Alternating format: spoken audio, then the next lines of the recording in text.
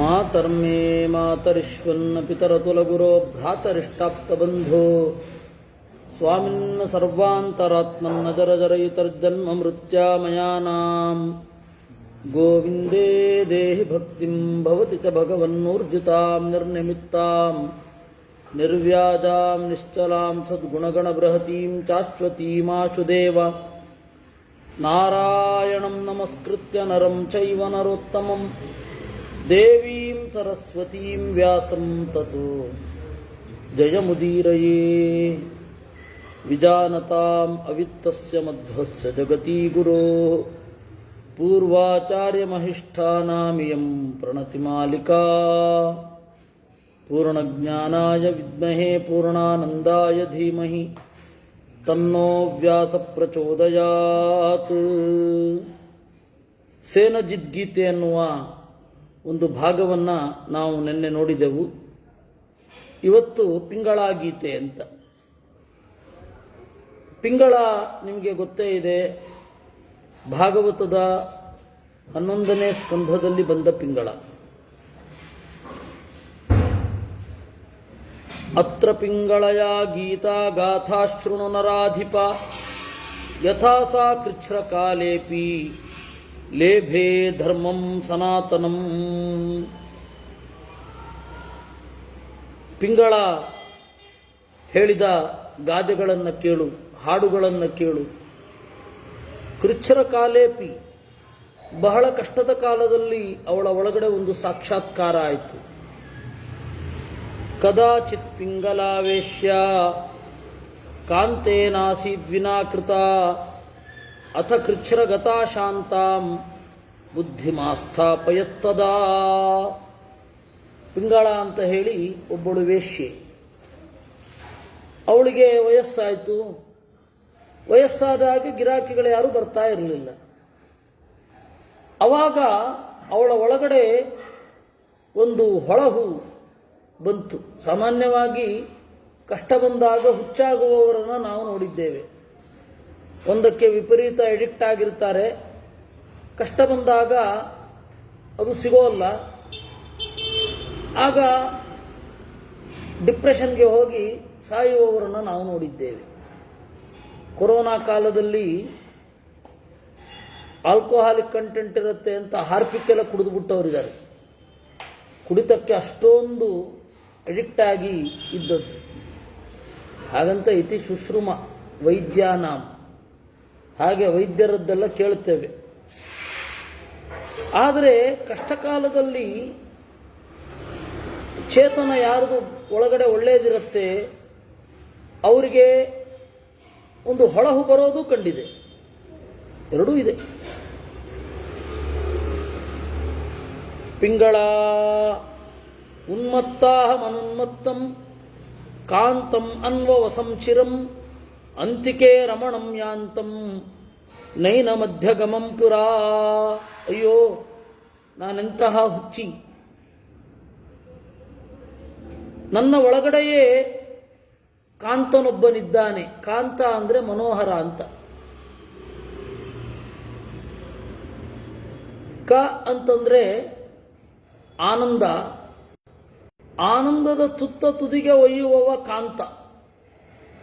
ಹಾಗರ್ಥ ಕಾಂತ ಅನ್ನೋದಕ್ಕೆ. ಆ ಆನಂದವನ್ನು ನೀಡುವ ಭಗವಂತ ಹೃದಯದ ಒಳಗಡೆಯೇ ಇದ್ದಾನೆ. ಅಂತಿಕೆ ರಮಣಂ ಯಾಂತಂ, ನನ್ನ ಒಳಗಡೆ ಇದ್ದು ಆನಂದವನ್ನು ಕೊಡಮಾಡಿದವನೇ ಅವನು. ಆದರೆ ನೈನಂ ಅಧ್ಯಗಮಂ ಪುರ, ನನಗದು ಗೊತ್ತೇ ಆಗಲಿಲ್ಲ ನೋಡಿ. ಆನಂದ ನೀಡುವವ ಒಳಗಡೆ ಇದ್ದಾನೆ ಅನ್ನೋದನ್ನು ತಿಳಿದುಕೊಳ್ಳದೆ ಹೊರಗಡೆ ಆನಂದವನ್ನು ಹುಡುಕಿದೆ. ಏಕಸ್ಥೂಣಂ ನವದ್ವಾರಂ ಅಪಿಧಾಸ್ಯಾಮ್ಯಗಾರಕಂ ಕಾಹ್ಯಕಾಂತಮಿಹಾಯಾಂತಂ ಕಾಂತ ಇತ್ಯಭಿಮಂಸ್ಯತೆ. ಏಕಸ್ಥೂಣಂ, ಒಂದು ದೊಡ್ಡ ಗೂಟ. ಅದು ಯಾವುದು ಅಂತಂದರೆ ಅಧ್ಯಾತ್ಮಾರ್ಥದಲ್ಲಿ ಮುಖ್ಯ ಪ್ರಾಣ ಅನ್ನುವ ದೊಡ್ಡ ಗೂಟ. ಅವನಿಲ್ಲಿ ಇದ್ದಾನೆ ಅಂತ ನಮ್ಮ ಜೀವ ಇಲ್ಲಿ ಕಟ್ಟಿಕೊಂಡು ಇದೆ. ಆ ಮುಖ್ಯಪ್ರಾಣನೆಂಬ ಗೂಟಕ್ಕೆ ಕಟ್ಟಿಕೊಂಡು ಈ ಜೀವ ಇದ್ದಾನೆ. ಆ ಮುಖ್ಯಪ್ರಾಣ ಅನ್ನುವ ಗೂಟ ಇಲ್ಲ ಅಂದರೆ ಈ ಹೃದಯದ ಒಳಗಡೆ ಇರುವ ಜೀವನೆಂಬ ಕರು ಹಗ್ಗ ಬಿಚ್ಕೊಂಡು ಎಲ್ಲ ಓಡೋಟಾಗುತ್ತೆ. ಅದರಿಂದಾಗಿ ಏಕಸ್ಥೂಣಂ ಇದು ಒಂದರ್ಥ. ಇನ್ನೊಂದು ಏಕಸ್ಥೂಣ ಅಂದರೆ ಬೆನ್ನು ಮೂಳೆ. ಬೆನ್ನು ಮೂಳೆ ನಿಟಾರಂತ ನೆಟ್ಟಗೆ ಇದೆ. ಸ್ಥೂಣ ಅಂದರೆ ಗೂಟ. ಆ ಬೆನ್ನು ಮೂಳೆಯೇ ಗೂಟವಿದ್ದ ಹಾಗೆ ಏಕಸ್ಥೂಣಂ ಒಂದು ಗೂಟವಿರುವ, ನವದ್ವಾರಂ ಒಂದು 9 ಬಾಗಿಲಿರುವ, ಅಗಾರಕಂ ಮನೆ, ಅದನ್ನ ಅಪಿಧಾಸ್ಯಾಂ ಮುಚ್ಚಿಕೊಳ್ಳುತ್ತೇನೆ. ಯಾಕೆಂದರೆ ಈ ಮನೆಯ ಒಳಗಡೆ ಆನಂದಪ್ರದನಾದ ದೇವನೊಬ್ಬನಿದ್ದಾನೆ. ನನಗೆ ಅದು ಗೊತ್ತಿಲ್ಲ. ನನ್ನ ತರಹದೇ ದುಃಖದಲ್ಲಿ ಇರುವ ಜನರು ನನ್ನನ್ನು ಆನಂದವನ್ನು ಹುಡುಕಿಕೊಂಡು ಬರ್ತಾ ಇದ್ದರು. ನಾನು ಅವ್ರಿಗೆ ಆನಂದವನ್ನು ಕೊಡ್ತೇನೋ ಇಲ್ವೋ, ನನಗೆ ಆನಂದ ಇಲ್ಲ. ನನ್ನ ಒಳಗಡೆಯೇ ಆನಂದ ಇಲ್ಲದೆ ಹೋದರೆ ನಾನೇನು ಅವ್ರಿಗೆ ಕೊಡೋದು? ಆದರೆ ದುಡ್ಡಿಗಾಗಿ ಅದು ನಡೀತಾ ಇತ್ತು. ಆನಂದ ಬೇಕು ಅಂತ ಅವ್ರು ಬರೋದು, ದುಡ್ಡು ಬೇಕು ಅಂತ ನಾನು ಹೋಗೋದು. ಈ ಆನಂದದ ಕಾನ್ಸೆಪ್ಟ್ ಮಧ್ಯದಲ್ಲಿ ಬರ್ತಾನೆ ಇರಲಿಲ್ಲ. ಅದರಿಂದಾಗಿ ಅತ್ಯಂತ ಅಸಂಗತವಾದ ನಡೆಯಾಗಿ ಹೋಯಿತು. ಅಕಾಮ ಕಾಮರೂಪೇಣ ಧೂರ್ತಾಶ್ಚ ನರರೂಪಿಣಃ ನ ಪುನರ್ವಂಚಯಿಷ್ಯಂತಿ ಪ್ರತಿಬುದ್ಧಾಸ್ಮಿ ಜಾಗೃಮಿ. ಕಾಮನೆ ಇರದವರು ಧೂರ್ತರು ಮನುಷ್ಯ ರೂಪವನ್ನು ಹೊತ್ತು ಇಲ್ಲಿಗೆ ಬರ್ತಾ ಇದ್ರು. ನಾನು ಧೂರ್ತಳಲ್ಲ ಅಂತ ಹೇಳಿ ಬರಲ್ಲ. ಅವ್ರಿಗೆ ಆನಂದ ಕೊಡ್ತೇನೆ ಅಂತ ನಾನು ಅಂದ್ಕೊಳ್ತಾ ಇದ್ದೆ. ನನಗೇ ಇಲ್ಲದ ಆನಂದವನ್ನು ಅವ್ರಿಗೆಲ್ಲಿಂದ ಕೊಡ್ತೀನಿ? ಇದು ನಾನು ಯೋಚನೆ ಮಾಡಲಿಲ್ಲ. ಅವರು ಧೂರ್ತರು, ನಾನು ಅಜ್ಞಳು. ಇನ್ನು ಮೇಲೆ ನನಗೆ ಈ ತರಹದ ಮೋಸ ಆಗೋದಿಲ್ಲ. ಅನರ್ಥೋಪಿ ಭವತ್ಯರ್ಥಃ ದೈವಾತ್ ಪೂರ್ವಕೃತೇನ ವಾ ಸಂಬುದ್ಧಾಹಂ ನಿರಾಕಾರ ನಾಹಮದ್ಯಾ ಜಿತೇಂದ್ರಿಯ. ಅನರ್ಥೋಪಿ ಭವತಿ ಅರ್ಥಃ. ಕೆಲವೊಮ್ಮೆ ದೈವ ಜಾಗೃತವಾಯಿತು ಅಂದರೆ ಅನರ್ಥವೂ ಅರ್ಥವಾಗುತ್ತೆ. ಇದು ವಸ್ತುತಃ ಅನರ್ಥ. ನನಗೆ ವಯಸ್ಸಾದ್ದರಿಂದ ಯಾರೂ ಕೂಡ ನನಗೆ ವಯಸ್ಸಾದ್ದರಿಂದ ಯಾರೂ ಬರದೇ ಇರೋದು. ಅವರನ್ನೆಲ್ಲ ನಟಿಯರನ್ನೆಲ್ಲ ರೂಪಾಜೀವಿಗಳು ಅಂತ ಕರೀತಾರೆ.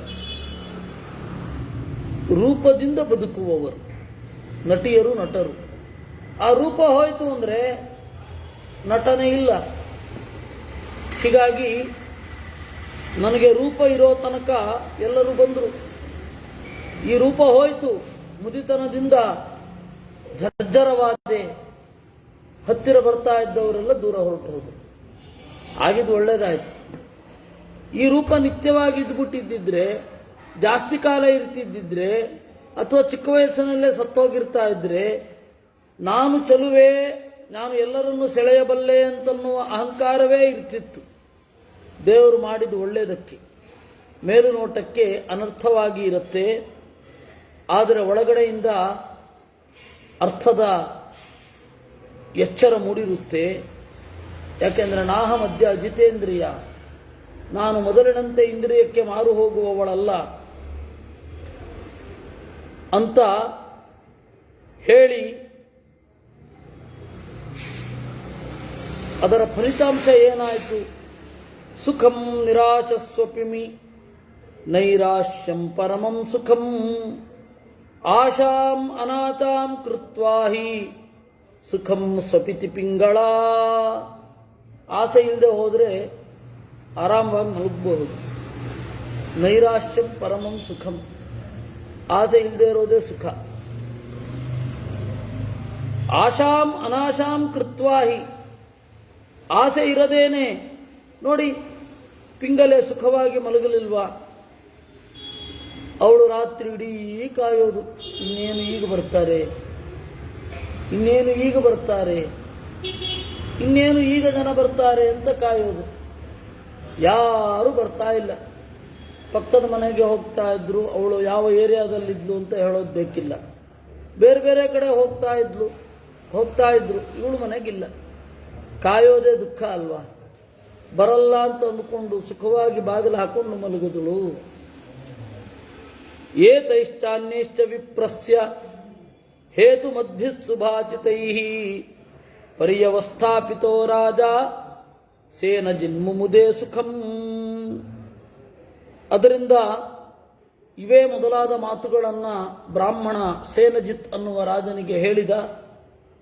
ಸೇನಜಿತ್ ರಾಜ ಸುಖವನ್ನ ಅನುಭವಿಸಿದ ಅನ್ನುವಲ್ಲಿಗೆ 163ನೇ ಅಧ್ಯಾಯ. ಯುಧಿಷ್ಠಿರಃ ಅತಿಕ್ರಾಮತಿ ಕಾಲೇಸ್ಮಿನ್ ಸರ್ವಭೂತಕ್ಷಯಾವಹೇ ಕಿಂ ಶ್ರೇಯಃ ಪ್ರತಿಪದ್ಯೇತ ತನ್ಮೇ ಬ್ರೂಹಿ ಪಿತಾಮಹ.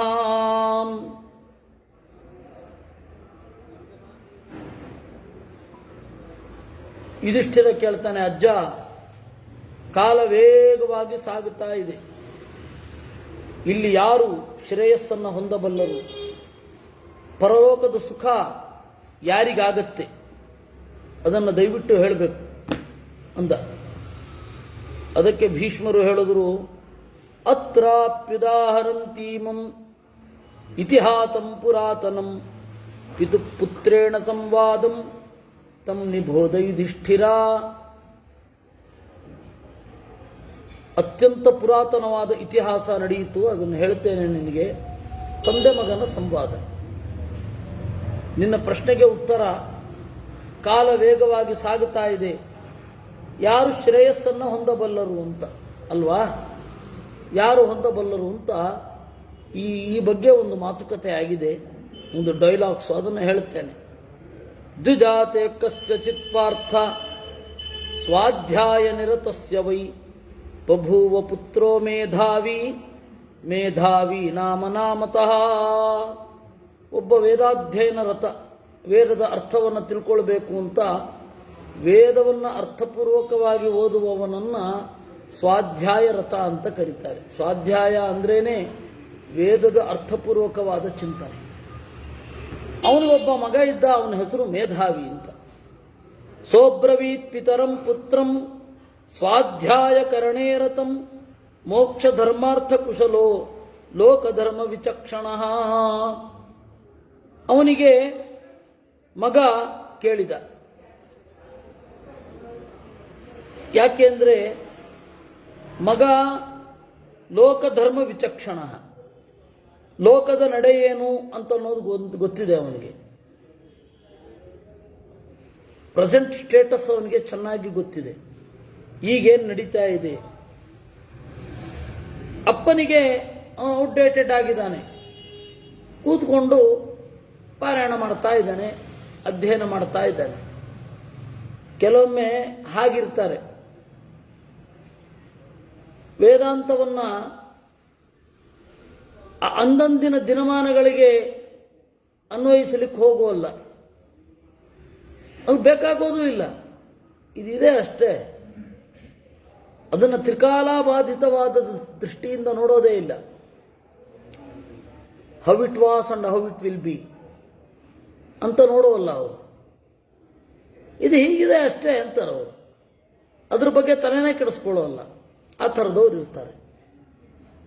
ಮಗ ಮುಂದುವರಿದವ, ಅವನಿಗೆ ಅಧ್ಯಾತ್ಮ ಗೊತ್ತಿಲ್ಲ ಅಂತ ಅನ್ಕೊಳ್ಬೇಡಿ. ಮೋಕ್ಷ ಧರ್ಮಾರ್ಥ ಕುಶಲ. ಅವತ್ತು ಯಾರು ಹೇಳಿದ್ರು ಕೂಡ ಯೋಗ್ಯವಾದದ್ದನ್ನು ಮಾಡ್ತಾ ಇದ್ರು. ಆಮೇಲೆ ಯಾರು ಹೇಳಿದ್ರು ಮಾಡ್ತಾ ಇದ್ರು. ಯುಕ್ತವೋ ಅಯುಕ್ತವೋ ಅಷ್ಟೇ ಪ್ರಶ್ನೆ, ಸರಿಯೋ ತಪ್ಪೋ ಅನ್ನೋ ಪ್ರಶ್ನೆ ವಿನಃ ಯಾರು ಹೇಳಿದ್ರು ಅಂತ ಇರಲಿಲ್ಲ. ಈಗ ಹಾಗಾಗಲ್ಲ. ಒಂದು ಹಳೆ ಸಂಪ್ರದಾಯ ಇರುತ್ತೆ ಅಂತ ಇಟ್ಕೊಳ್ಳಿ, ಅದನ್ನು ತಪ್ಪು ಅಂತ ಪ್ರೂವ್ ಮಾಡಿ ಅತ್ಯಂತ ಹಳೆಯದು ಶಾಸ್ತ್ರಸಮ್ಮತವಾದದ್ದು ಬಂತು ಅಂತಂದರೆ ಅಕ್ಕಪಕ್ಕದವರು ನೋಡಿದ್ರ ಮಗನ ಮಾತು ಕೇಳಿ ಬದಲಾಗ್ಬಿಟ್ಟ ಅಂತಾರೆ. ಇದು ಆಗುವ ಪರಿಸ್ಥಿತಿ. ಅವಾಗ ಪ್ರಮಾಣ ಪ್ರಮಿತ ಹೌದಾ ಅಲ್ವಾ ಅಷ್ಟೇ. ಬಹಳ ದಿವಸದ ಹಿಂದೆ ನಮ್ಮ ತಂದೆಯವರು ಒಂದು 4-5 ವರ್ಷಗಳ ಹಿಂದೆ ಅವರು ಇದನ್ನು ಹೇಳ್ತಾ ಇದ್ರು. ನಾನು ಈ ಗೌರಿ ಪೂಜೆ ಮಾಡಿಸ್ತಾ ಇರ್ತಿದ್ರು ಅವರು. ಅದು ಸಟೀಕಾ ವ್ರತರತ್ನ ಅಂತ ಅದೊಂದು ಪುಸ್ತಕ. ಅದರಲ್ಲಿ ಬರೇ ಅನ್ಯಥೋಪಾಸನೆ, ನಾನೇ ಗೌರಿಯಾಗಿದ್ದೇನೆ ಅಂತ ಅನುಸಂಧಾನ ಮಾಡಿ ಪೂಜೆ ಮಾಡಬೇಕು ಮಂತ್ರದಲ್ಲಿದೆ. ಭಾವನೆ ಬರದೇ ಇರಬಹುದು. ಅದು ಶಾಕ್ತ ತಾಂತ್ರಿಕರ ಪೂಜೆ, ಅದು ಶಾಕ್ತರ ಪೂಜೆ. ಇವರು ಮಂತ್ರ ಹೇಳೋದು ಮಾಡೋದು ಮಾಡ್ತಾ ಇದ್ರು. ನಾನು ಹೇಳಿದೆ, ಅಲ್ಲ ಇದ್ರ ಬದಲು ಶಿವಸ್ತುತಿಯಿಂದ ಯಾಕೆ ಪೂಜೆ ಮಾಡಬಾರದು, ಅಥವಾ ಬೇರೆ ಯಾವುದಾದ್ರೂ ಯಾಕೆ ಮಾಡಬಾರದು? ಒಂದು ಸುಮಾರು ಯೋಚನೆ ಮಾಡಿದ್ಮೇಲೆ ಅವ್ರಿಗೆ ಹೌದು ಅಂತ ಕಂಡಿತ್ತು. ಬೇರೆ ಪದ್ಧತಿಯನ್ನು ಅಳವಡಿಸ್ಕೊಳ್ಬೋದು. ಶಾಸ್ತ್ರದ ಚೌಕಟ್ಟಿನಲ್ಲಿ ಪೂಜಾ ವಿಧಾನಗಳನ್ನು ಬೇರೆ ಮಾಡಬಹುದು. ಏನು, ಶಾಸ್ತ್ರದ ಚೌಕಟ್ಟಿನ ಒಳಗಡೆ ಇರಬೇಕು. ಅಷ್ಟು ಸ್ವಾತಂತ್ರ್ಯ ನಮ್ಮ ಪ್ರಾಚೀನ ಭಾರತ ಕೊಟ್ಟಿದೆ. ಅವರು ಪೂಜಾ ವಿಧಾನ ಬದಲಾಯಿಸಿದರು. ಸಟೀಕಾ ವ್ರತ ರತ್ನಮಾಲದಲ್ಲಿ ಬರೇ ಏನೇನೋ ಇದೆ, ಇಂಥದ್ದೇ ಬರೇ ಅಸಂಗತಗಳು ಅಸಂಬದ್ಧಗಳು ಇದೆ. ಅದನ್ನ ಅವರು ನೋಡಿ ಪಕ್ಕದವರೆಲ್ಲ ನೋಡಿದ್ರ, ಮಗ ಹೇಳಿದಾಗ ಬದಲಾಗ್ಬಿಟ್ಟ ತಂದೆ. ಅದು ಯುಕ್ತಿಯುಕ್ತವಾ ಹೌದಾ ಅಲ್ವಾ ಅಂತ ಅವ್ರು ಯಾರೂ ನೋಡಲಿಲ್ಲ. ಇಲ್ಲಿ ಹಾಗಲ್ಲ, ಯುಕ್ತಿಯುಕ್ತವಾ ಅಲ್ವಾ ಅಷ್ಟೇ ವಿಚಾರ, ಮತ್ತಿನ್ನೊಂದು ವಿಚಾರ ಇಲ್ಲ. ದ್ವಿಜಾತೆ ಕಸ್ಯಚಿತ್ ಪಾರ್ಥ, ಅಲ್ಲಿ ಹಾಗಲ್ಲ. ಮಗ ಹೇಳಿದ್ದನ್ನು ಕೇಳ್ತಾ ಇದ್ದು, ಯುಕ್ತಿಯುಕ್ತ ಆಗಿರ್ಬೇಕಷ್ಟೆ. ಆ ತರಹದ್ದು ಒಂದು ವಿಚಿತ್ರ ಸಂವಾದ ಮಹಾಭಾರತದಲ್ಲಿ ಒಂದು ಬರುತ್ತೆ.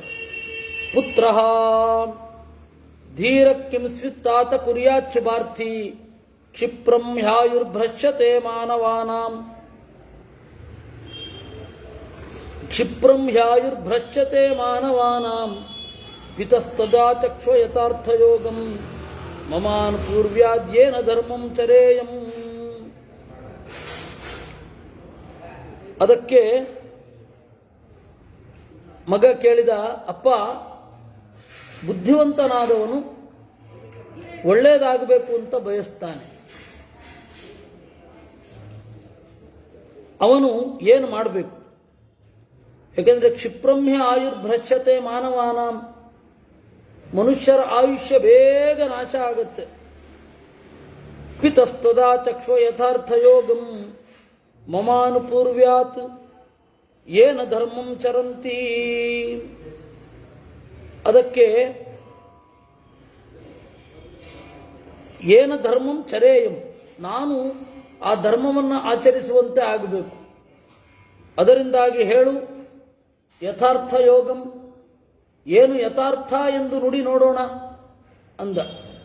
ಪಿತಾ ವೇದಾನ್ ಅಧೀತ್ಯ ಬ್ರಹ್ಮಚರ್ಯೇಣ ಪುತ್ರಾನಿಚ್ಛೇತ್ ಪಾವನಾರ್ಥಂ ಪಿತॄಣಾಂ ಅಗ್ನೀನಾಧಾಯ ವಿಧಿವಚ್ಛಷ್ಟಯಜ್ಞಃ ವನಂ ಪ್ರವಿಶ್ಯಾಥ ಮುನಿರ್ಬುಭೂಷೇತ್.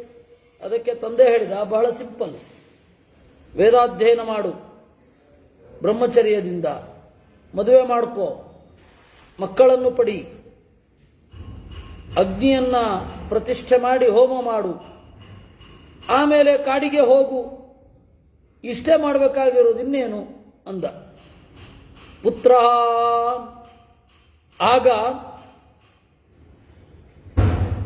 ಮಗನಾದವನು ತಂದೆಗೆ ಹೇಳಿದ, ಏವಮಭ್ಯಾಹತೆ ಲೋಕೆ ಸಮಂತಾತ್ ಪರಿವಾರಿತೆ ಅಮೋಘಾಸು ಪತಂತೀಷು ಕಿಂ ಧೀರ ಇವ ಭಾಷಸೆ. ಅಲ್ಲ, ಇಡೀ ಲೋಕ ಪೆಟ್ಟು ತಿಂತಾ ಇದೆ, ಸುತ್ತ ಸುತ್ತಲೂ ವಿಪತ್ತು ಸುತ್ತುವರೆದಿದೆ. ಅಮೋಘಾಸು ಪತಂತೀಶು, ಅನೇಕ ಸಂಗತಿಗಳು ಕಣ್ಣು ಮುಂದೆ ಜಾರಿ ಹೋಗ್ತಾ ಇವೆ. ಅದು ಯಾವುದನ್ನು ತಿಳಿಯದೆ ಅಪ್ಪ ಬುದ್ಧಿವಂತನ ಥರ ಮಾತಾಡ್ತಾ ಇದೆಯಲ್ಲಪ್ಪ ಅಂದ. ಮಗ ತಂದೆಗೆ ಪ್ರಶ್ನೆಯನ್ನು ಕೇಳಿದ. ತಂದೆ ಉತ್ತರವನ್ನು ಕೊಟ್ಟಾಗ ಅದನ್ನು ಗೇಲಿ ಮಾಡಿದ. ಮಹಾಭಾರತದಲ್ಲಿ ಈ ಥರದ್ದೊಂದು ಉಂಟೆ ಅಂತ ಆಶ್ಚರ್ಯ ಆಗತ್ತೆ. ಆದರೆ ಇದೆ ಅನ್ನೋದಷ್ಟೇ ಉತ್ತರ. ಮಗನಾದವ ತಂದೆಯನ್ನ ಹೇಳಿದ, ಅಪ್ಪ ಇದು ಸರಿಯಲ್ಲದ ತಿಳುವಳಿಕೆ ಎಂದ. ಪಿತಾ ಕಥಮಭ್ಯಾಹತೋ ಲೋಕಃ ಕೇನ ವಾ ಪರಿವಾರಿತಃ ಅಮೋಘ ಕಾಪ್ಪತಂತೀಹ ಕಿನ್ನು ಭೀಷಯಸೀವ ಮಾಂ. ತಂದೆ ಆ ಮಗನ ದನಿಯಲ್ಲಿದ್ದ ಆಳವಾದ ಅರಿವನ್ನು ಕಂಡ. ಹೇಳಿದ, ಕಿನ್ನು ಭೀಷಯಸೀವ ಮಾಂ, ಏನಪ್ಪ ಹೆದರಿಸ್ತಾ ಇದೆಯಲ್ಲ ನನ್ನ. ಕಥಮಭ್ಯಾಹತೋ ಲೋಕಃ, ಜನರು ಯಾರಿಂದ ಪೆಟ್ಟು ತಿಂತಾ ಇದ್ದಾರೆ. ಯಾವ ವಿಪತ್ತು ನಮ್ಮನ್ನು ಸುತ್ತುವರೆದಿದೆ. ವ್ಯರ್ಥವಾಗದ ಯಾವುದು ಕೆಳಗಡೆ ಬೀಳ್ತಾ ಇದೆ. ಕಿನ್ನು ಭೀಷಯಸೀವ ಮಾಂ, ಹೆದರಿಸ್ತಾ ಇದೆಯಲ್ಲ. ಮಗ ಉತ್ತರ ಕೊಟ್ಟ, ಅಪ್ಪ ಮೃತ್ಯುನಾಭ್ಯಾಹತೋ ಲೋಕಃ, ಪದೇ ಪದೇ ಯಮನಿಂದ ಪೆಟ್ಟು ತಿಂತಾ ಇದೆ ಈ ಜಗತ್ತು. ಜರಯ ಪರಿವಾರಿತಃ, ಮುಪ್ಪು ನಮ್ಮನ್ನು ಸುತ್ತುವರಿದಿದೆ. ಅಹೋರಾತ್ರ ಪತಂತ್ಯೇತೆ ನಾನು ಕಸ್ಮಾನ್ನ ಬುದ್ಧತೆ, ವೇಗವಾಗಿ ಹೋಗ್ತಾ ಇದೆ ಹಗಲು ರಾತ್ರಿಗಳು. ನಾನು ಕಸ್ಮಾನ್ನ ಬುದ್ಧತೆ, ಯಾಕಪ್ಪ ಗೊತ್ತಾಗ್ತಾ ಇಲ್ಲ ನಿನಗೆ. ಪಿತಾ ಯಥಾಹಮೇ ತಜ್ಜಾನಾಮಿ ನ ಮೃತ್ಯುಸ್ತಿಷ್ಠತೀತಿಹ ಸೋಹಂ ಕಥಂ ಪ್ರತೀಕ್ಷಿಷ್ಯೆ ಜಾಲೇನೇವಾವೃತಶ್ಚರನ್. ಅದಕ್ಕೆ ಅವನು ಹೇಳಿದ, ತಂದೆ ಇಲ್ಲ ಮಗನೇ, ನನ್ನ ಎದುರು ಈಗ ಸದ್ಯಕ್ಕೆ ಸಾವು ಇಲ್ಲ. ನೋಡು ಆರೋಗ್ಯವಾಗಿದ್ದೇನೆ. ಜಾಲೇನೇವ ಆವೃತಶ್ಚರಂ ಕಥಂ ಪ್ರತೀಕ್ಷಿಷ್ಯೆ, ಮೃತ್ಯುವನ್ನು ಹೇಗೆ ಕಾಯಲಿ. ನನ್ನ ಸುತ್ತ ಒಂದು ಒಳ್ಳೆ ಕಾಂಪೌಂಡ್ ಇದೆ, ನನ್ನ ಸುತ್ತ ಒಂದು ಒಳ್ಳೆ ಕವಚ ಇದೆ, ಮೈಗಾಪು ಇದೆ. ಯಾಕೆ ನಾನು ಸಾವನ್ನು ಕುರಿತು ಕಾಯಲಿ.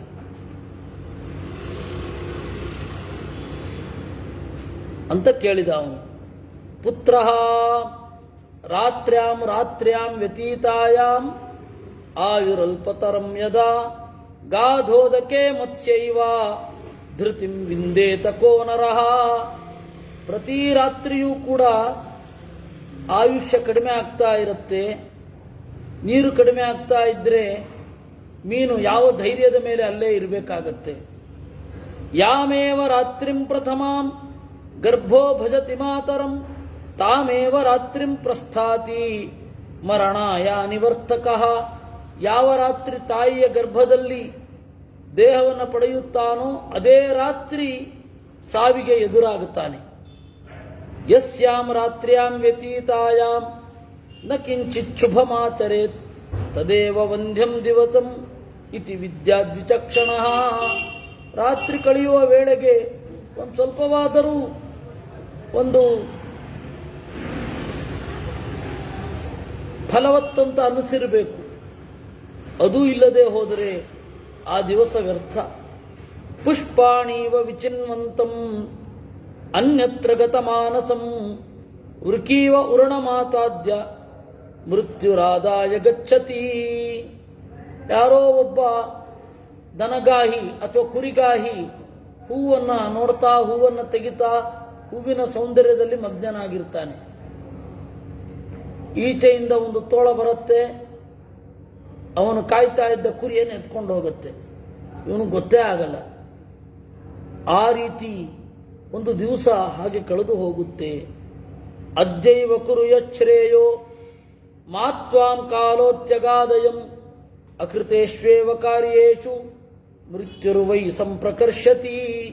ಇವತ್ತೇ ಕೆಲಸದಲ್ಲಿ ತೊಡಗು, ಶ್ವಕ್ಕಾರ್ಯ ಮಧ್ಯ ಕುರ್ವೀತ, ನಾಳೆಯ ಕೆಲಸವನ್ನು ಇವತ್ತೇ ಮಾಡು. ಪೂರ್ವಾಹ್ನೇ ಚಾಪರಾಹ್ನಿಕಂ, ಸಂಜೆ ಮಾಡುವುದನ್ನು ಬೆಳಗ್ಗೆಯೇ ಮಾಡು. ನಹಿ ಪ್ರತೀಕ್ಷತೆ ಮೃತ್ಯು ಕೃತಮಸ್ಯ ನವಾ ಕೃತಂ, ಸಾವು ಕಾಯುವುದಿಲ್ಲ. ಇವನು ಒಳ್ಳೇದು ಮಾಡಿದಾನೋ ಕೆಟ್ಟದ್ದು ಮಾಡಿದಾನೋ, ಇವನು ಈ ದಿವಸವನ್ನು ಅಯ್ಯೋ ಪಾಪ ವ್ಯರ್ಥವಾಗಿ ಕಳೆದಿದ್ದಾನೆ, ಚೆನ್ನಾಗಿ ಬಾಳಿದ ದಿವಸ ಎತ್ಕೊಂಡು ಹೋಗೋಣ ಅಂತ ಯಾವುದಾದ್ರೂ ಮೃತ್ಯು ಕಾಯುತ್ತಾ? ಅದರಿಂದಾಗಿ ಇದರ ಅರ್ಥ ಏನು ಅಂದರೆ, ತಿಳ್ಕೊಳ್ಬೇಕಾದದ್ದನ್ನು ತಿಳ್ಕೋ, ಪುಣ್ಯ ಮಾಡು ಅಂತ ಅಷ್ಟೇ ಅರ್ಥ. ನಾಳೆ ಕೆಲಸ ಇವತ್ತು ಹೆಂಗೆ ಮಾಡೋದು? ನಾಳೆ ಊಟ ಇವತ್ತು ಮಾಡಲಿಕ್ಕಾಗತ್ತಾ? ಅದರ ಸ್ಪಿರಿಟನ್ನು ಅರ್ಥ ಮಾಡ್ಕೊಳ್ಬೇಕು. ಶ್ವಕ್ಕಾರ್ಯ ಮಧ್ಯ ಕುರ್ವೀತ, ನಾಳೆ ಮಾಡಬೇಕಾಗಿರುವ ಚಿಂತನೆಯನ್ನು ಅರಿವನ್ನು ಇವತ್ತು ಪಡ್ಕೋ. ಕೆಲವೊಂದೆಲ್ಲ ಮಾಡಲಿಕ್ಕೂ ಆಗಲ್ಲ, ಸಾಯಂ ಸಂಧ್ಯಾ ಒಂದೇನು ಬೆಳಗ್ಗೆ ಮಾಡಲಿಕ್ಕಾಗಲ್ವಾ? ಅಲ್ಲ. ಅದರಿಂದಾಗಿ ಅದರ ರೈಟ್ ಸ್ಪಿರಿಟನ್ನು ತಗೊಳ್ಬೇಕು. ಕೋ ಹಿ ಜಾನಾತಿ ಕಸ್ಯಾದ್ಯ ಮೃತ್ಯುಕಾಲೋ ಭವಿಷ್ಯತಿ ನ ಮೃತ್ಯುರಾಮಂತ್ರಯತೆ ಹರ್ತು ಕಾಮೋ ಜಗತ್ಪ್ರಭು. ಯಾವ ಸಾವು ಕೂಡ ನಮಗೆ ಎಚ್ಚರ ಕೊಡಲ್ಲ, ವಸ್ತುತಃ ಎಚ್ಚರ ಕೊಡುತ್ತೆ.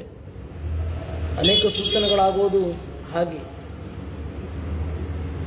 ಅದು ಒಬ್ಬೊಬ್ಬರಿಗೆ ಒಂದೊಂದು ಸೂಚನೆ, ಅದು ನಾವು ಅರ್ಥ ಮಾಡಿಕೊಳ್ಬೇಕು.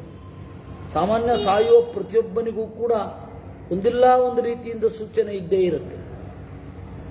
ಆ ಸೂಚನೆ ಅರ್ಥ ಆಗಬೇಕು ಅಂತಂದರೆ ಒಂದು ಸ್ವಲ್ಪ ವೇದ ಓದಬೇಕಾಗತ್ತೆ. ವೇದದಲ್ಲಿ ಏನೇನು, ಇವಾಗ ಜೇನುತುಪ್ಪ ತುಂಬಿದ ಅಪೂಪವನ್ನು ತಿಂದರೆ ಸಾವು ಹತ್ತಿರದಲ್ಲಿದೆ ಅಂತ ಅರ್ಥ ಕನಸಿನಲ್ಲಿ. ಹಾಗೆ 1000 ಸೈನ್ಗಳಿರುತ್ತೆ. ಎಚ್ಚರದಲ್ಲಿ, ನಿದ್ರೆಯಲ್ಲಿ, ಪ್ರಾಕೃತಿಕವಾಗಿ ಸಾವಿರಾರು ಸೈನ್ಸ್ ಇರುತ್ತೆ. ಆ ಸೈನನ್ನು ಅರ್ಥ ಮಾಡ್ಕೊಳ್ಬೇಕು. ನಾವು ಅದನ್ನು ತಿಳ್ಕೊಂಡು ಏನು ಮಾಡಬೇಕು ಅದನ್ನು ಮಾಡಬೇಕು. ಅದರಿಂದ ಅಬುದ್ಧ ಏವ ಕ್ರಮತೆ ಮೀನಾನ್ ಮೀನಗ್ರಹೋ ಯಥಾ. ಸಾವು ಸೂಚನೆಯನ್ನು ಕೊಡೋಲ್ಲ. ನಾನಿವತ್ತು ಕರ್ಕೊಂಡು ಹೋಗ್ತಾ ಇದ್ದೀನಿ, 4 ಗಂಟೆಗೆ ರೆಡಿಯಾಗಿದ್ದು ಬಿಡು ಅಂತೇನು ಹೇಳಲ್ಲ. ಅದರಿಂದ ಬೇಗ ಮಾಡಬೇಕು. ಯುವೈವ ಧರ್ಮಚೀಲ ಸ್ಯಾತ್ ಅನಿತ್ಯಂ ಖಲು ಜೀವಿತಂ ಕೃತೆ ಧರ್ಮೇ ಭವೇತ್ ಕೀರ್ತಿ ಇಹ ಪ್ರೇತ್ಯ ಚ ವೈ ಸುಖಂ. ಚಿಕ್ಕಂದಿನಲ್ಲಿಯೇ ಧರ್ಮಶೀಲರಾಗಬೇಕು, ಆನಂದವನ್ನು ಪಡಿತೇವೆ. ಈಗ ಏನು ಅಂದರೆ ಯೌವನ ಇರೋದು ಎಂಜಾಯ್ ಮಾಡಲಿಕ್ಕೆ ಅಂತ, ಅದರಲ್ಲಿ ಯಾವ ವಿವಾದವೂ ಇಲ್ಲ. ವಯಸ್ಸಿರಬೇಕಾದ್ರೇ ಎಂಜಾಯ್ ಮಾಡಬೇಕು, ಅದರಲ್ಲಿ ಯಾರು ವಿವಾದ ಮಾಡಿದ್ದು? ಇವುಗಳಿಗೂ ಗೊತ್ತಾಗಲ್ಲ, ಎಂಜಾಯ್ ಮಾಡಲೇಬಾರದು ಅಂತ. ಅವರು ಉಪನ್ಯಾಸ ಮಾಡುವವರು ಎಂಜಾಯ್ ಮಾಡೇ ಬಂದಿರ್ತಾರೆ. ಇನ್ನು ಇರೋದೇ ಎಂಜಾಯ್ ಮಾಡಲಿಕ್ಕೆ, ಕೇವಲ ಎಂಜಾಯ್ ಮಾತ್ರ ಅಂತ ಹೇಳಿ ನಾಸ್ತಿಕರು. ಈ 2 ಎಕ್ಸ್ಟ್ರೀಮ್ಗಳು ತಡಿಲಿಕ್ಕಲ್ಲ. ಅತ್ಯಂತ ಆಸ್ತಿಕರು ಅಂದರೆ ಅತ್ಯಂತ ಸಂಪ್ರದಾಯಶೀಲರು, ಅತ್ಯಂತ ನಾಸ್ತಿಕರು ಇಬ್ಬರು ಒಂದೇ ರೀತಿ ಹೇಳ್ತಾ ಇರ್ತಾರೆ. ನಾನು ಅದೇ ನಿಮ್ಗೆ ಹೇಳ್ತಾ ಇದ್ನಲ್ಲ, ಒಬ್ಬ ಹುಡುಗಿ ವೇದಾಂತ ಓದಬೇಕು ಅಂತ ಹೊರಟಿದ್ಲು. ಅವರ ತಂದೆ ಮನೆ ಕಡೆಯವರು ಬಹಳ ಮಾಡರ್ನ್. ನೀವು ಬ್ರಾಹ್ಮಣರು, ಹೌದು, ನಿಮಗೆ ಬೈಬಲ್ ಧರ್ಮ ಗ್ರಂಥನೋ ಭಗವದ್ಗೀತೆನೋ ಅಂದರೆ ಗೊತ್ತಾಗ್ತಾ ಇರಲಿಲ್ಲ ಅವ್ರಿಗೆ, ಅಷ್ಟು ಮಾಡರ್ನ್. ಇನ್ನು ಅವ್ರ ತಾಯಿ ಮನೆ ಕಡೆ, ಅಯ್ಯೋ ರಾಮ ಪಾರಾಮ ಸಾಂಪ್ರದಾಯಿಕರು. ಈ ಹುಡುಗಿ ವೇದಾಂತ ಓದಲಿಕ್ಕೆ ಹೋದಾಗ ತಂದೆ ಮನೆ ಕಡೆಯವರು ಹೇಳಿದ್ರು, this is bullshit, don't read it ಅಂತ. ಯಾಕೆ ಅವೆಲ್ಲ ಓದ್ತೆ, ಬಿಟ್ಬಿಡು. ತಾಯಿ ಮನೆ ಕಡೆಯವರು, ಅಯ್ಯೋ ನಾವೆಲ್ಲ ಓದೋದ, ಬಿಟ್ಬಿಡು ಓದ್ಬೇಡ. ಇಬ್ರು ಒಂದೇ. ಅತ್ಯಂತ ಸಾಂಪ್ರದಾಯಿಕರು, ಅತ್ಯಂತ ಮಾಡರ್ನ್ನು, ಇಬ್ಬರು ಒಂದೇ ಥರದ ಮುಟ್ಟಾಳ್ತನ ಇಬ್ಬರಲ್ಲೂ ಇರುತ್ತೆ. ಇವರು ಕೆನ್ನೆ ತಡ್ಕೊಂಡು ಓದಬಾರ್ದು ಪಾಪ ಬಂದ್ಬಿಡುತ್ತೆ ಅಂದರು. ಅವರೇ ಓದಬೇಡ, ಏನು ಪ್ರಯೋಜನ ಇಲ್ಲ ಅಂದೆರಡು ಒಂದೇ. ಹಾಗಾಗಿಬಿಡುತ್ತೆ. ಅದರಿಂದಾಗಿ ನಿಜವಾಗಿ ಎಂಜಾಯ್ ಮಾಡಲಿಕ್ಕೇನೇ ವೇದಾಂತ ಓದಬೇಕು. ಹೌ ಟು ಹ್ಯಾವ್ ಬ್ಲಿಸ್ ಅಂತ ಅನ್ನೋದು ನಿಮಗೆ ಯಾವ ಪುಸ್ತಕದಲ್ಲಿಯೂ ಇಲ್ಲ, ವೇದಾಂತ ಕಲಿಸ್ಕೊಡುತ್ತೆ. ಒಳಗಿನ ಆನಂದ ಹೇಗಿರ್ಬೇಕು, ಹೊರಗಿನ ಆನಂದ ಬಂದೇ ಬರುತ್ತೀರಿ. ಒಳಗೆ ನೀವು ಗಟ್ಟಿ ಆದರೆ ಹೊರಗಡೆ ಆನಂದ ಇದ್ದೇ ಇರುತ್ತೆ. ಆ ಗುಟ್ಟೆ ಜನರಿಗೆ ಗೊತ್ತಿಲ್ಲ. ಅವರು ಹೊರಗಡೆ ಹುಡ್ಕೊಂಡು ಅಲಿತಾ ಇರ್ತಾರೆ.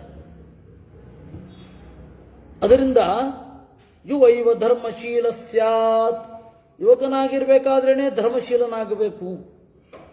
ಧರ್ಮ ಇದ್ರೆ ಇಲ್ಲಿಯೂ ಅಲ್ಲಿಯೂ ಸುಖ. ಯಹ ಪ್ರೇತ್ಯತ ವೈ ಸುಖಂ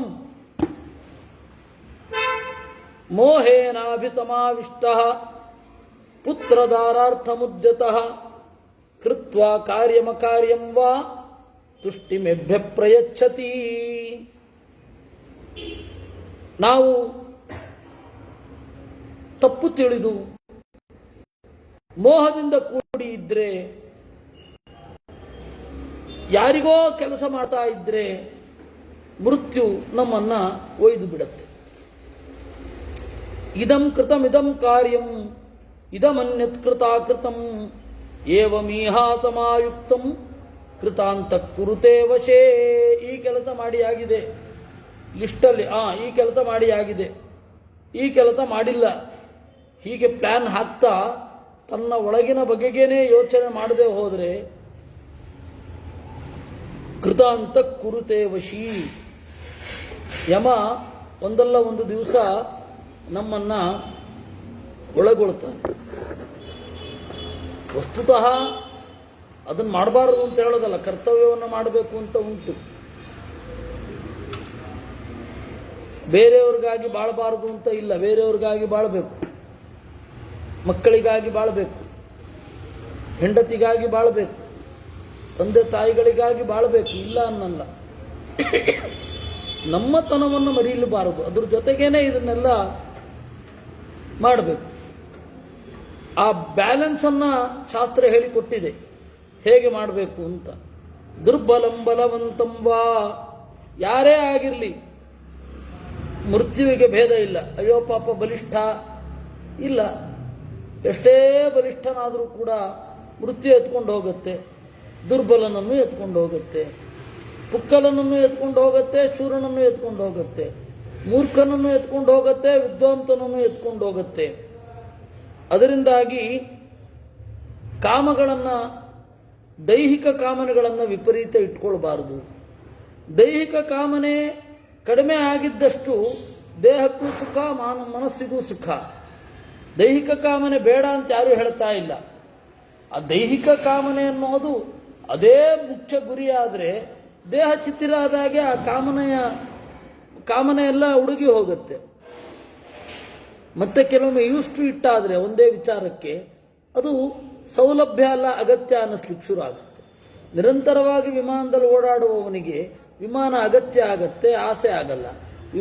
ವಿಮಾನದಲ್ಲಿ ಹತ್ತಿದ ಕೂಡಲೇ ಏನೋ ಒಂದು ಥ್ರಿಲ್ಲಿಂಗ್, ಮೊದಲನೇ ಬಾರಿ ಹತ್ತುವಾಗ ಏನು ಥ್ರಿಲ್ಲಿಂಗ್ ಇರುತ್ತೆ, ಆ ಥ್ರಿಲ್ಲಿಂಗ್ ಇರೋದಿಲ್ಲ. ಯಾಕೆ ಅಂದರೆ ಆಯ್ತು, ಅಭ್ಯಾಸ ಆಗೋಗಿರುತ್ತೆ. ಅದರಿಂದಾಗಿ ಪದೇ ಪದೇ ಆನಂದವನ್ನು ಅನುಭವಿಸುವ ಒಂದು ಸಂದರ್ಭ ಯಾವಾಗ ಅಂದರೆ ನಮ್ಮೊಳಗೆ ಇಳಿದಾಗ. ನಮ್ಮ ಒಳಗಡೆ ಇಳಿದು ತನ್ಮೂಲಕ ಜಗತ್ತನ್ನು ನೋಡುವಾಗ ಅದು ಥ್ರಿಲ್ಲಿಂಗ್. ಎಷ್ಟು ಹುಡುಕಿದ್ರೂ ಅದಿರುತ್ತೆ. ಅದರಿಂದ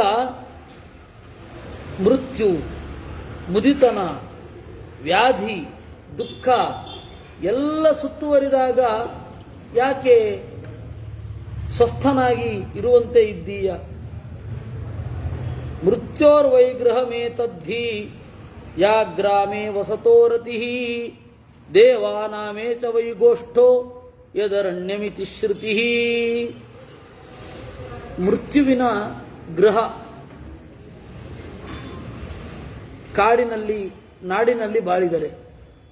ಕಾಡು ಅನ್ನೋದು ದೇವತೆಗಳ ಹಟ್ಟಿ, ಇದು ವೇದ ಹೇಳಿದ್ದು ಅಂತಾರೆ. ಈ ವೇದ ನಮಗೆ ಇವತ್ತು ಗೊತ್ತಾಗಲ್ಲ. ಕಾಡು ದೇವತೆಗಳ ಹಟ್ಟಿ ಅಂತಂದ್ರೆ ಮನುಷ್ಯ ಪಶು ಆಗಬೇಕು, ಅಂದ್ರೆ ಜ್ಞಾನಿ ಆಗಬೇಕು ಅಂತ ಅರ್ಥ. ಮನುಷ್ಯ ಪಶು ಆಗಬೇಕು. ಯಾರ ಪಶು? ದೇವ ಪಶು ಆಗಬೇಕು. ದೇವ ಪಶು ಅಂದ್ರೆ ಏನು? ಜ್ಞಾನಿ. ಇಲ್ಲಿ ನಾಯಿ ಬೆಕ್ಕುಗಳನ್ನು ಯಾವ ರೀತಿ ಮುದ್ದಿಸುತ್ತಾರೋ, ಕುದುರೆಯನ್ನು ಯಾವ ರೀತಿ ಮನುಷ್ಯ ಲೋಕದಲ್ಲಿ ಮುದ್ದಿಸುತ್ತಾರೋ, ಹಾಗೆ ದೇವತೆಗಳು ಜ್ಞಾನಿಯನ್ನ ಮುದ್ದಿಸುತ್ತಾರೆ, ಜ್ಞಾನಿಯನ್ನ ಪ್ರೀತಿಸುತ್ತಾರೆ. ಅದರಿಂದಾಗಿ ಜ್ಞಾನಿಗೆ ಇನ್ನೊಂದು ಹೆಸರೇನು ಅಂದರೆ ದೇವಪಶು ಅಂತ. ಅದನ್ನು ಹೇಳಲಿಕ್ಕೆ ದೇವಾನಾಮೇಶ ವೈ ಗೋಷ್ಠೋ ಯದರಣ್ಯಮಿತಿ ಶ್ರುತಿ. ಅರಣ್ಯ ಅನ್ನೋದು ದೇವತೆಗಳ ಹಟ್ಟಿ, ಅಂದರೆ ಆ ಹಟ್ಟಿಯಲ್ಲಿ ಇರುವ ದನ ಮನುಷ್ಯನೇ ಆಗಬೇಕು. ಅಂದರೆ ವಯಸ್ಸಾದ ಮೇಲೆ ಊರಿನ ಮೋಹಕ್ಕೆ ಬೀಳಬಾರದು ಅಂತ. ವಸ್ತುತಃ ವನಂಗತೋ ಯದ್ಧರಿಮಾಶ್ರಯೇತ ಅನ್ನುವ ಪ್ರಹ್ಲಾದನ ಮಾತಿಗೆ ಮಧ್ವಾಚಾರ್ಯರ ಅರ್ಥ ವನ ಅಂದರೆ ಸಜ್ಜನ ಸಂಗತಿ ಅಂತ.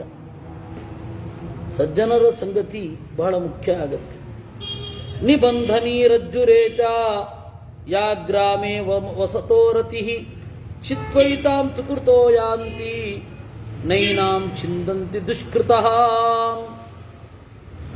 ನಿಬಂಧನೀ ರಜ್ಜುರೇಶ, ನಗರದಲ್ಲಿ ಎಲ್ಲ ಶಬ್ದಸ್ಪರ್ಶ ರೂಪರಸ ಗಂಧಗಳಿಗೆ ಮರುಳಾಗಿ ವಾಸ ಮಾಡ್ತಾ ಇದ್ರೆ ಆ ಆಸೆ ಅನ್ನೋದು ಹಗ್ಗ ಇದ್ದ ಹಾಗೆ. ಅದನ್ನ ಇಟ್ಕೊಂಡು ನಿರಂತರ ತಿರುಗ್ತಾ ಇರ್ತೇವೆ. ಅದನ್ನು ಬಿಚ್ಚಿಬಿಟ್ರೆ ಒಂದು ಕಡೆ ಸುಖವಾಗಿ ಇರ್ತೇವೆ. ಸಹಿ ಸಂಯಚ್ಛತಿ ಪ್ರಾಣಾನ್ ಮನೋವಾಕ್ಕಾಯ ಹೇತುಭಿ.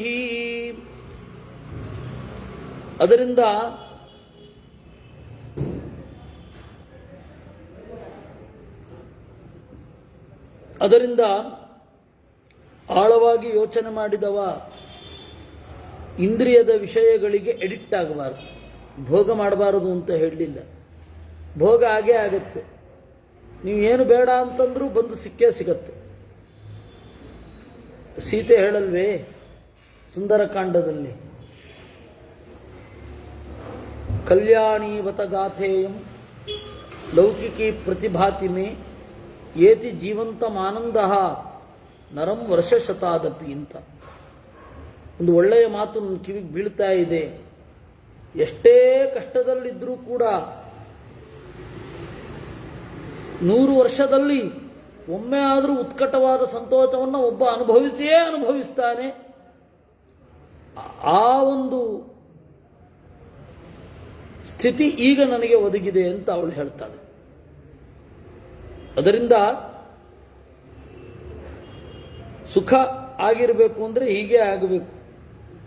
ನ ಮೃತ್ಯುಸೇ ನಾಮಾಯಾಂತೀಂ ಜಾತು ಕಶ್ಚಿತ್ ಪ್ರಬಾಧತೆ ಋತೆ ಸತ್ಯಮಸಂತ್ಯಾಜ್ಯಂ ಸತ್ಯೇಶ ಮೃತಮಾಹಿತಂ. ಮೃತ್ಯುವಿನ ಸೇನೆ ವೇಗವಾಗಿ ಬರ್ತಾ ಇದೆ, ಯಾರೂ ತಡೆಯುವವರಿಲ್ಲ. ತಡೆಯುವ ಒಂದೇ ಒಂದು ಶಕ್ತಿ ಅಂತ ಹೇಳಿದ್ರೆ ಅದು ಸತ್ಯ. ಸತ್ಯ ಅಂತಂದರೆ ಸದ್ಗುಣಗಳಿಂದ ತುಂಬಿದ ಭಗವಂತ, ಅವನೊಬ್ಬನೇ ಸತ್ಯ. ಆ ಸತ್ಯದಲ್ಲಿ ಅಮೃತ ಇದೆ. ಅದರಿಂದಾಗಿ ಸತ್ಯವ್ರತಾಚಾರನಾಗಬೇಕು.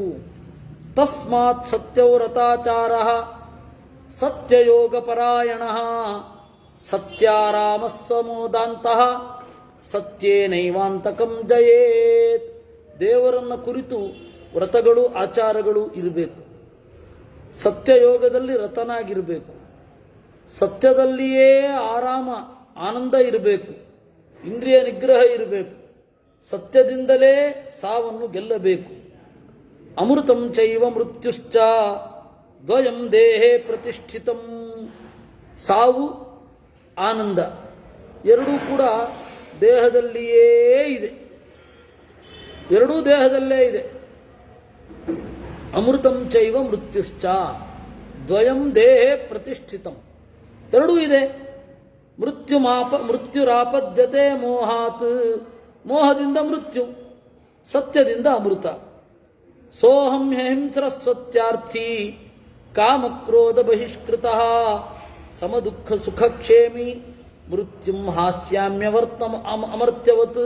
ಅದರಿಂದ ನಿನಗೆ ಎಚ್ಚರ ಇರದಿರಬಹುದು, ನನಗೆ ಎಚ್ಚರ ಆಗಿದೆ. ಈ ನಾರ್ಮಲ್ ಲೈಫನ್ನೇ ಬಿಡುತ್ತೇನೆ. ಎಲ್ಲರಿಗೂ ಒಂದು ಇನ್ಫೀರಿಯಾರಿಟಿ ಕಾಂಪ್ಲೆಕ್ಸ್ ಎಂಥದ್ದು ಅಂತಂದರೆ, ನಾರ್ಮಲ್ ಲೈಫನ್ನು ಬಿಡೋದು ಅಂತಂದರೆ ಅವ್ರಿಗೆ ಕಷ್ಟ ಆಗುತ್ತೆ. ಆ ನಾರ್ಮಲ್ ಲೈಫನ್ನು ನಾನು ಬಿಡ್ತೇನೆ ಅಂತಾನೆ ಮಗ. ತಂದೆಗೆ ಆ ಧೈರ್ಯ ಇಲ್ಲ. ಮಗ ನಾರ್ಮಲ್ ಲೈಫನ್ನು ಬಿಡ್ತೇನೆ ಅಂತಾನೆ. ಶಾಂತಿಯಜ್ಞರತೋ ದಾಂತೋ ಬ್ರಹ್ಮಯಜ್ಞರತೋ ಮುನಿ ವಾಂಗ್ಮನ ಕರ್ಮಯಜ್ಞಶ್ಚ ಭವಿಷ್ಯಾಮಿ ಉದಗಾಯನೇ. ಈ ಉತ್ತರಾಯಣದಲ್ಲಿ ಶಾಂತಿಯಜ್ಞರತನಾಗಿ ಬಿಡುತ್ತೇನೆ, ಅಂದರೆ ಎಲ್ಲರಿಗೂ ಅಭಯವನ್ನು ಕೊಡುತ್ತೇನೆ. ಬ್ರಹ್ಮಯಜ್ಞರತೋ ಮುನಿ, ಸನ್ಯಾಸ ತಗೊಂಡ್ಬಿಡ್ತೇನೆ ಎಂದ. ಮಾತು ಮನಸ್ಸು ಕರ್ಮ ಎಲ್ಲವೂ ಯಜ್ಞಮಯವಾಗತ್ತೆ.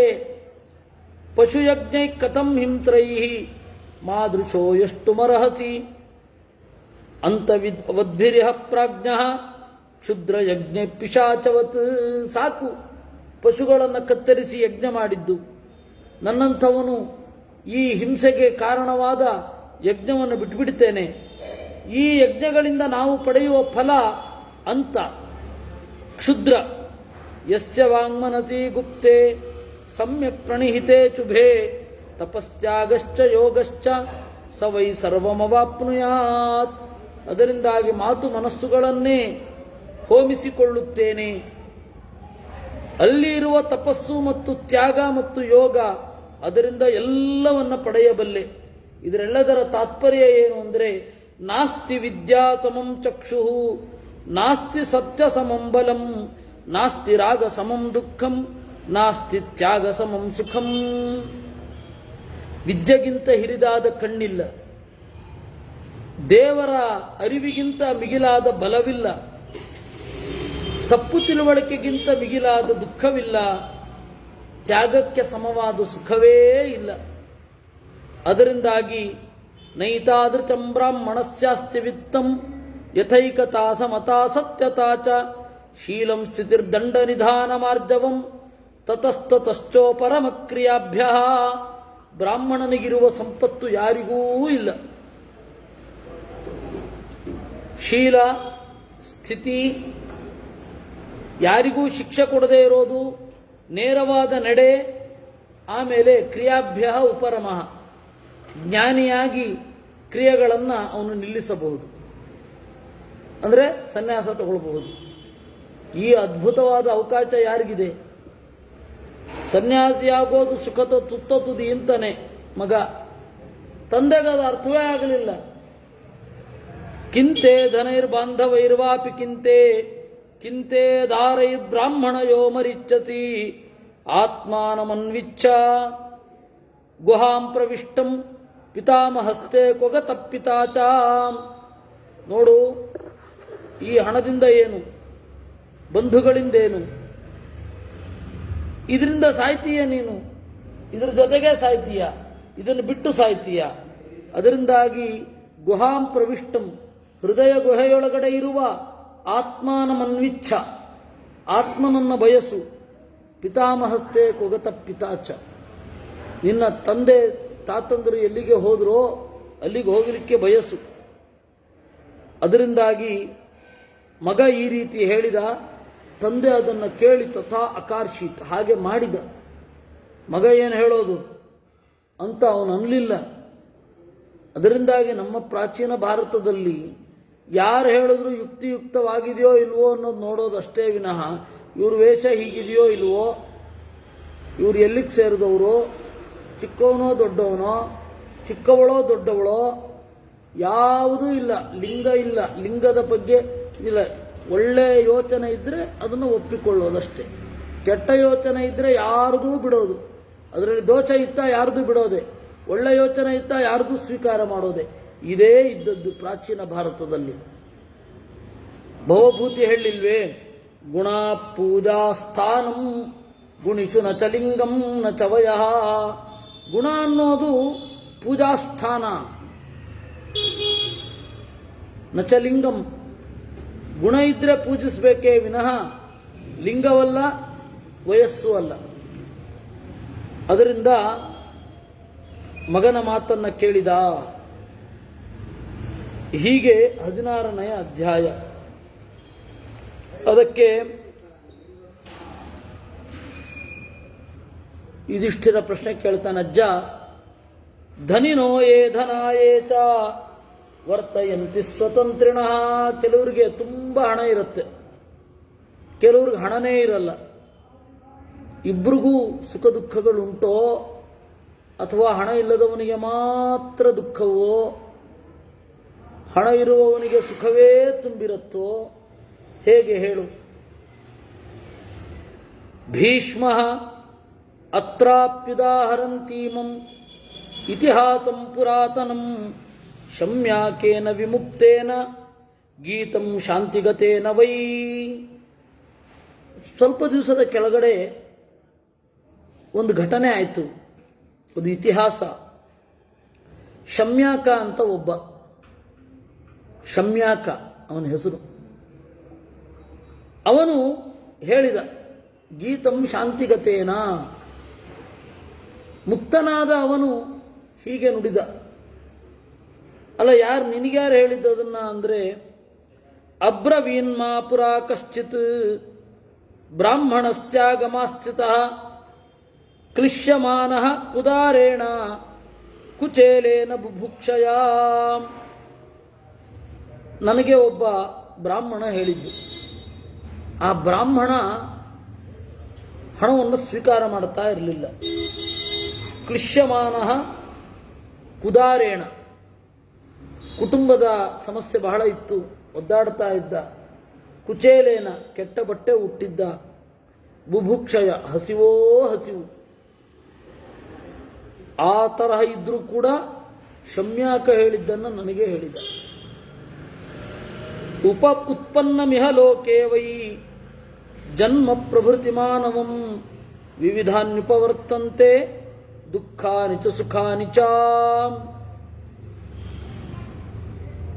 ಮನುಷ್ಯ ಹುಟ್ಟಿದ ಅಂತಂದ್ರೆ ಅವನಿಗೆ ಸುಖಗಳು ಕಾದಿರ್ತವೆ, ದುಃಖಗಳು ಕಾದಿರ್ತವೆ.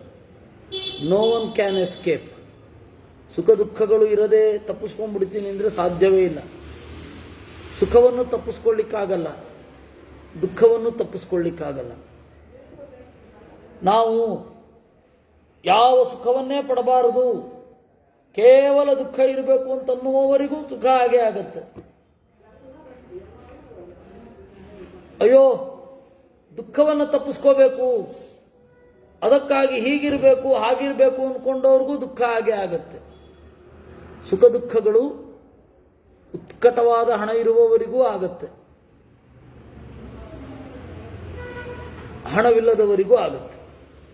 ತಯೋರೇಕತರೋ ಮಾರ್ಗೋ ಯದೇನ ಮುಪಸನ್ನಮೇತ್ ನ ಸುಖಂ ಪ್ರಾಪ್ಯ ಸಂಹೃಷ್ಯೇತ್ ನ ದುಃಖಂ ಪ್ರಾಪ್ಯ ಸಂಜ್ವರೇತ್. ಹಾಗಾದರೆ ಇದು ಬರದಂತೆ ಮಾಡ್ಕೊಳ್ಬೇಕಾದ್ರೆ ಏನು ಮಾಡ್ಕೊಳ್ಬೇಕು? ಅದು ಇರೋದು ಒಳಗಡೆ ಇರೋ ಸೆಟ್ಟಿಂಗ್ಸ್ ಅಪ್ಪ. ಅದು ಆ ಇನ್ನರ್ ಸೆಟ್ಟಿಂಗನ್ನು ಚೇಂಜ್ ಮಾಡ್ಕೊಂಡ್ಬಿಡ್ಬೇಕು. ದುಃಖ ಬಂದಾಗ ಕುಗ್ಗಬಾರದು, ಸುಖ ಬಂದಾಗ ಬೀಗಬಾರದು.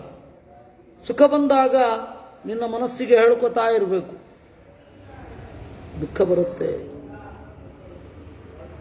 ದುಃಖ ಬರುತ್ತೆ. ದುಃಖ ಬಂದಾಗ ಭರವಸೆ ಕೊಟ್ಕೊಳ್ತಾ ಇರಬೇಕು, ಸುಖ ಬರುತ್ತೆ. ನಾಳೆ ಸುಖ ಬಂದೇ ಬರುತ್ತೆ, ನಾಳೆ ಸುಖ ಬಂದೇ ಬರುತ್ತೆ. ಈ ರೀತಿಯಾಗಿ ಮನಸ್ಸನ್ನು ಸಮವಾಗಿ ಇಟ್ಕೊಳ್ಬೇಕು. ಆವಾಗ ದುಃಖ ಉತ್ಕಟವಾಗಿ ಕಾಡಲ್ಲ. ದುಃಖ ಕಾಡದೇ ಇರಲ್ಲ, ದುಃಖ ಹಾಗೆ ಆಗುತ್ತೆ, ಉತ್ಕಟವಾಗಿ ಕಾಡಲ್ಲ. ನ ವೈತರಸಿ ಯಚ್ಛ್ರೇಯ ಆತ್ಮನೋವಾನ ಈಚಿತೆ ಅಕಾಮಾತ್ಮಾಪಿ ಯದಾ ಧುರಮುದ್ಯಮ್ಯ ಚೈವಹಿ. ಯಾವಾಗಲೂ ಕೂಡ ಶ್ರೇಯಸ್ಸನ್ನೇ ಬಯಸ್ಲಿಕ್ಕಾಗಲ್ಲ. ಶ್ರೇಯಸ್ಸು ಅಂದರೆ ಪರಲೋಕದ ದುಃಖ. ಅಕಾಮಾತ್ಮಾಪಿ, ಯಾವ ಬಯಕೆಯೂ ಇಲ್ಲ, ಪರಲೋಕದ ಬಯಕೆ ಇಲ್ಲ ನನಗೆ ಅಂತ ಇಟ್ಟುಕೊಂಡ್ರೂ ಇಲ್ಲಿಯ ಕಷ್ಟಗಳನ್ನು ಅನುಭವಿಸಬೇಕಾಗತ್ತೆ. ಅಲ್ಲಿಯ ಸುಖವನ್ನು, ಅಲ್ಲಿಯ ಸುಖಕ್ಕೆ ತಕ್ಕ ಹಾಗೆ ಇಲ್ಲಿ ಕೆಲಸ ಮಾಡೇ ಮಾಡ್ತೀಯ. ಅಕಿಂಚನ ಪರಿಪತನ್ ಸುಖಮಾಸ್ವಾದಯಿಷ್ಯಸಿ ಅಕಿಂಚನ ಸುಖಂ ಚೇತೆ ಸುಖಂಚ ಪ್ರತಿಬುದ್ಧತೆ. ಒಬ್ಬ ಬಡವ, ಬಡತನ ಇದ್ದ ಮೇಲೆ ಸುಖವನ್ನು ಆಸ್ವಾದನೆ ಮಾಡಬಾರದು ಅಂದರೆ ಮಾಡ್ತಾನೆ. ಅಕಿಂಚನ ಸುಖಂ ಚೇತೆ, ಸುಖವಾಗಿ ಮಲಗ್ತಾನೆ, ಅವನಿಗೆ ಆರಾಮ, ಕಳ್ಕೊಳ್ಳೋದೇನು ಇಲ್ವೇ ಇಲ್ವಲ್ಲ, ಸುಖವಾಗಿ ಇರ್ತಾನೆ. ಸುಖಂಚ ಪ್ರತಿಬುದ್ಧತೆ, ಸುಖವಾಗಿ ಹೇಳುತ್ತಾನೆ. ಆ ಕಿಂಚನ್ಯಂ ಸುಖಂ ಲೋಕೆ ಪಥ್ಯಂ ಶಿವಮನಾಮಯಂ ಅನಮಿತ್ರಮಥೋಹೇಚ ದುರ್ಲಭಸ್ಸುಲಭಸ್ಸತಾಂ. ಬಡತನವೇ ಸುಖ ನಿಜವಾಗಿ. ಪಥ್ಯ ನಮ್ಮನ್ನು ಒಳ್ಳೆಯ ಹಾದಿಯಲ್ಲಿ ಇಡುತ್ತೆ. ದುಡ್ಡು ಬಂತು ಅಂದರೆ ಬರೇ ಮುಟ್ಟಾಡ್ರು ಬಂದು ಸೇರ್ಕೊಂಡ್ಬಿಡ್ತಾರೆ ನಮ್ಮ ಸುತ್ತ. ಅಣ್ಣ ಹೀಗೆ ಮಾಡಿ ಅಣ್ಣ, ನೀವು ಅಂದರೆ ಏನು ಅಂತ ಎಬ್ಬಿಸಿ ಎಬ್ಬಿಸಿ ಎಬ್ಬಿಸಿ ಎಬ್ಬಿಸಿ ನಾವು ಎಲ್ಲೆಲ್ಲಿಗೋ ಹೋಗೋ ಹಾಗೆ ಮಾಡಿಬಿಡ್ತಾರೆ. ಅವ್ರು ಹೇಳ್ದಾಗ ಕೇಳ್ತೇವೆ, ನಮ್ಗೆ ಗೊತ್ತಾಗಲ್ಲ. ನಮ್ಮ ಸುತ್ತ ಒಂದು ಕಬ್ಬಿಣದ ಪರದೆ ಕ್ರಿಯೇಟ್ ಆಗಿಬಿಡತ್ತೆ. ಅದರಿಂದಾಗಿ ನಾವಿವತ್ತು ತೀವ್ರ ದುಃಖವನ್ನು, ಬಡತನವನ್ನು ಆಹ್ವಾನಿಸೋ ಸ್ಥಿತಿಯಲ್ಲೇನೂ ಇಲ್ಲ. ಆಯ್ತಾ? ಆದರೆ ಒಂದು ಮಾತ್ರ, ತೀವ್ರವಾದ ಸುಖ ಬರದೇ ಇರಲಿ ಅಂದರೆ ಶ್ರೀಮಂತಿಕೆ ಬರದಿರಲಿ. ಸುಖ ಬೇಕು, ಶ್ರೀಮಂತಿಕೆ ಬರದೇ ಇರಲಿ. ಯಾಕಂದರೆ ಶ್ರೀಮಂತಿಕೆ ಶುರು ಆಯಿತು ಅಂತಂದರೆ ಬುದ್ಧಿ ಎಲ್ಲ ಕೆಟ್ಟೋಗ್ಬಿಡುತ್ತೆ. ಎಲ್ಲ ಸುತ್ತಲೂ ಸೇರಿಕೊಂಡು ನಮ್ಮನ್ನು ಏನೇನೋ ಓಲೈಸಲಿಕ್ಕೆ ಶುರು ಮಾಡ್ತಾರೆ. ಜ್ಞಾನಿಗಳು ಸಜ್ಜನರು ದೂರ ಹೊರಟೋಗ್ತಾರೆ. ಹಾಗಾಗಬಾರದು. ಅದರಿಂದಾಗಿ ಆಕಿಂಚನ್ಯಂ ಸುಖಂ ಲೋಕೆ ಪಥ್ಯಂ, ಒಳ್ಳೆಯ ದಾರಿಗೆ ಒಯ್ಯುತ್ತೆ.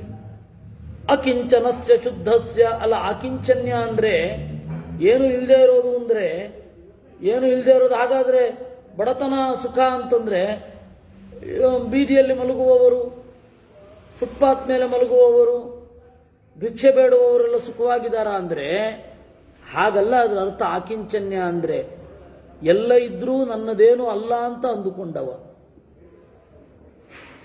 ಮನಸ್ಸಿಗೆ ಪದೇ ಪದೇ ಹೇಳ್ಕೊತಾ ಇರಬೇಕದು. ಇದು ಯಾವಾಗ ಬೇಕಾದರೂ ಹೋಗಬಹುದು, ಇದ್ರ ಮೇಲೆ ಹೆಚ್ಚು ವಿಶ್ವಾಸ ಇಡಬೇಡ.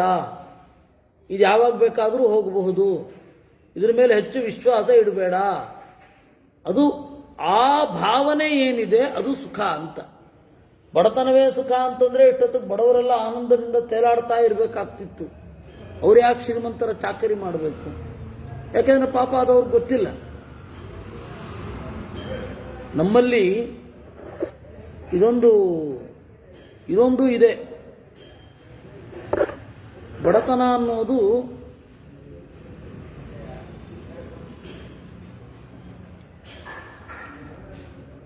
ದೇವರು ಕೊಟ್ಟಿದ್ದು, ಅದನ್ನು ತಗೊಂಡ್ಬಿಡೋಣ ಅಂತ. ಬೇರೆ ದೇಶದಲ್ಲಿ ಅದಿರಲಿಲ್ಲ. ಅದರಿಂದಾಗಿ ಅಲ್ಲಿ ಕಮ್ಯುನಿಸಮ್ ಶುರು ಆಯಿತು. ನಮ್ಮ ದೇಶದಲ್ಲೇ ಅದಿತ್ತು.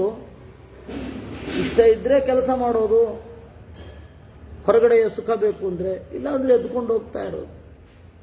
ಹೀಗೇನೆ ಇದ್ದದ್ದು. ಈ ರೀತಿ ಅವನು ಹೇಳ್ತಾನೆ.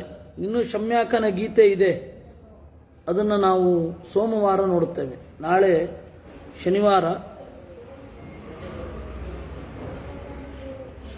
ಶನಿವಾರ ಆದ್ದರಿಂದ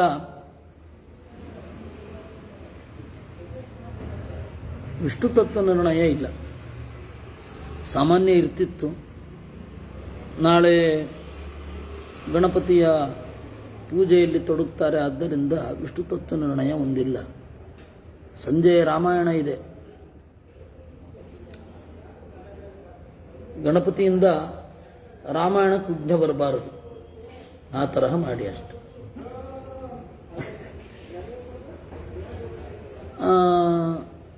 ಉಳಿದದ್ದೆಲ್ಲ ಇದ್ದೇ ಇದೆ. ಕೃಷ್ಣಾರ್ಪಣ.